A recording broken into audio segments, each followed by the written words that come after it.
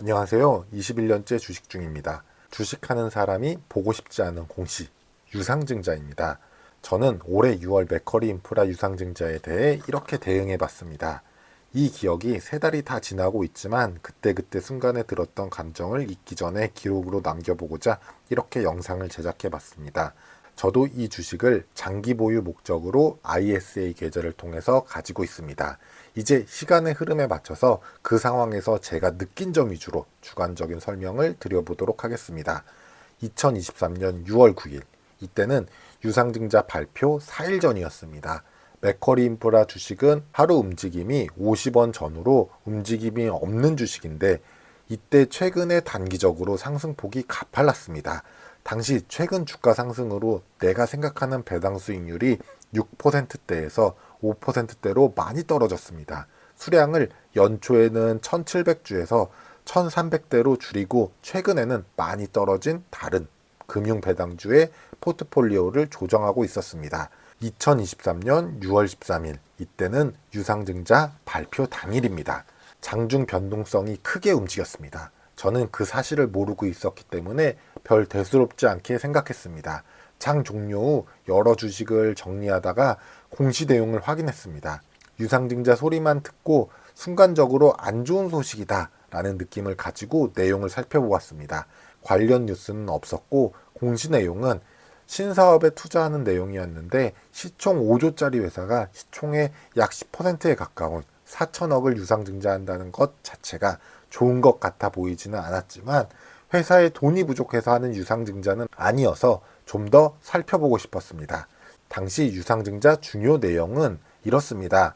기존 주주에게 유상증자를 기존적으로 배정해주고 미청약분은 제3자한테 배정하는 방식이었고 신주 가격은 1차 가격인 6월 26일 가격과 2차 가격인 7월 27일 가격 중에 낮은 가격에서 3.5%를 할인한 가격으로 신주 가격이 결정됩니다. 그리고 세 번째, 7월 20일 경에는 신주 인수권을 거래할 수가 있었고 8월 1일에서 2일은 청약이 시작되는 거죠. 그리고 8월 21일 날 신주가 상장되는 이런 계획을 잡힌 유상증자 내역이었습니다.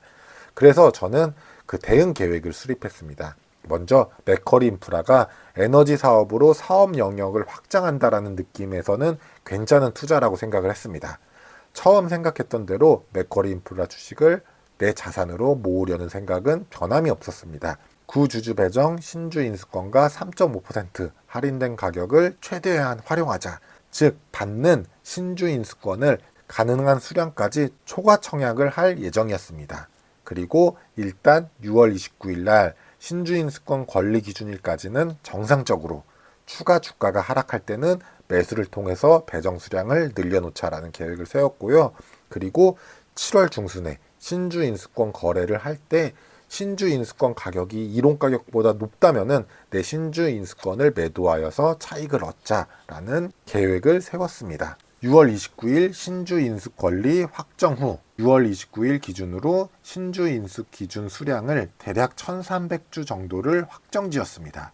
정상적으로 주식이 하락하고 상승하면 매수와 매도로 대응하는 것을 원칙으로 하되 당시 제가 생각할 때는 예상 수량 110주 정도를 내가 신주 인수권을 3.5% 싸게 살 수 있으니 가격이 크게 오르지 않거나 지금 가격과 비슷하다면은 110주까지는 보유 주식을 매도하자라는 생각을 했습니다. 그런데 7월 초에 맥커리 인프라 가격이 하락하여서 저는 주식을 조금 더 모았습니다. 그리고 7월 중순 가격이 상승했을 때는 일정 부분 매도로 대응을 했습니다. 7월 중순에 맥커리 인프라 신주 인수권 거래가 진행되었습니다. 저는 신주 인수 증서를 ISA 계좌에서 신주 인수권 122증서를 받았습니다.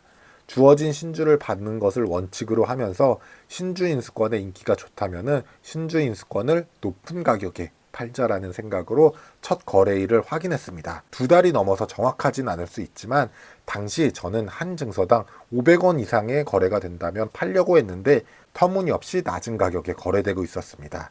대략 한 200원쯤에 거래됐던 것으로 기억하고 있습니다. 그런데 신주 인수권 거래 마지막 날인 7월 24일에 신주 인수권 가격이 100원 아래에서 거래되고 있었습니다.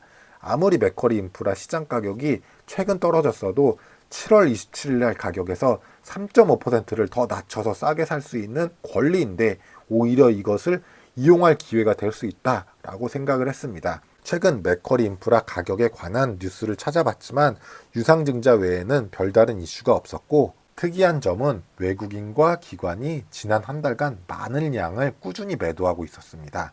정답은 아니겠지만 저의 그때 생각은 국내외 기관 투자자들은 투자에 정해진 비율이 있으므로 유상증자를 받기 때문에 일정 부분을 조정하여 신주 상장 전에 꾸준히 매도하는 것 같다는 판단을 하였습니다.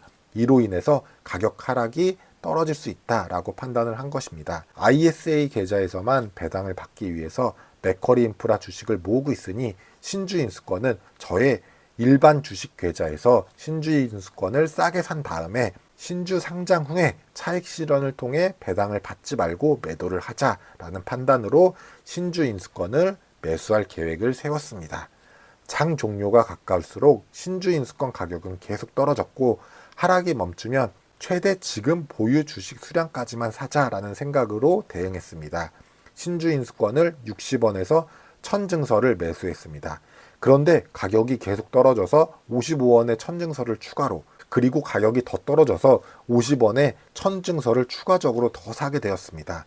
당시 순간 충동적으로 많이 샀다라고 느꼈고, 장 종료가 가까워졌을 때는 다행히 80원까지 올라서 저는 75원에 1500증서를 매도하고 1500증서만 보유하였습니다. 이제부터 기존 예정에 없이 많은 수량을 가지게 되어서 바빠지게 되었습니다. 이제 미래의 주식을 3.5% 싸게 살 수 있는 권리가 있으므로 바로 다음날 ISA 계좌 실제 보유하고 있는 맥쿼리 인프라를 시초가에 일단 100주를 팔았습니다.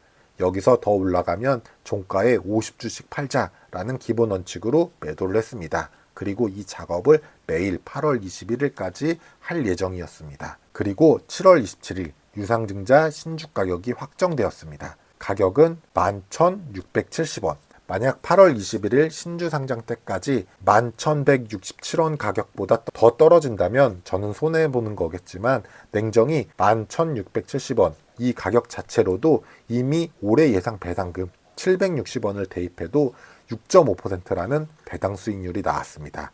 순간적으로 그때 신주 인수권을 더 살 거리란 생각도 해봤지만 너무 욕심을 부리는 것 같아서 이번 경과를 지켜보자 라고 마음을 추스렸습니다. 신주 인수권 가격이 확정된 다음날 오히려 주식이 12,270원까지 올랐습니다. 단순히 계산을 해도 나는 여기서 내가 가진 맥쿼리 인프라 주식 1,300주를 시장에 12,270원에 다 팔고 8월 21일 날 신주로 받을 2,000주를 11,670원에 가지고 있어도 단순히 5% 이상의 수익이 나왔습니다. 그래도 한 번에 팔기보다는 분할로 매도하자라는 생각으로 그날 평소보다 많은 300주를 팔았습니다. 그리고 8월 1일에서 2일 구주주 청약이 시작되었고, 저는 저의 ISA 계좌와 신주 인수권을 산 일반 계좌에서 초과 청약을 최대한 가능한 수준까지 했습니다. 배정 결과 ISA 계좌에서 234주와 제 일반 계좌에서 2351주를 받았습니다. 그리고 8월 21일 신주 상장이 될 때까지 분할로 ISA 계좌에서 보유 주식을 매도하였습니다. 다행히 8월 21일까지 확정 가격 11,670원까지는 떨어지지 않았습니다. 그리고 이제 8월 21일 이후에는 저의 일반 계좌에 있는 2,351주를 12월 말에 배당을 받지 않기 위해서 분할 매도 작업 중입니다. 매일 50주를 기본으로 매도 목표를 잡고 가격이 더 오르면 더 팔고 떨어지면 덜 팔자라는 작업을 하고 있습니다. 가격은 꾸준히 올랐고 또 꾸준히 매도를 하였습니다. 저는 현재 일반 주식 계좌에서 맥쿼리 인프라를 990주 보유하고 있고 플러스 3.14% 수익을 기록 중입니다. 11월 말까지 분할로 전량 매도를 할 계획을 가지고 있습니다. 반대로 ISA 계좌에서는 8월 21일 신주 상장일까지 매도로 인하여 수량이 상당히 작아졌고, 신주 상장 이후 매일 분할로 매수를 했었고 추석 전까지 원하는 물량을 다 채웠습니다. 결론적으로 제가 이번 유상증자 대응을 돌아보면 수익률을 극대화하지는 못했지만 나름대로 순간순간 위험을 낮추려는 노력을 했습니다.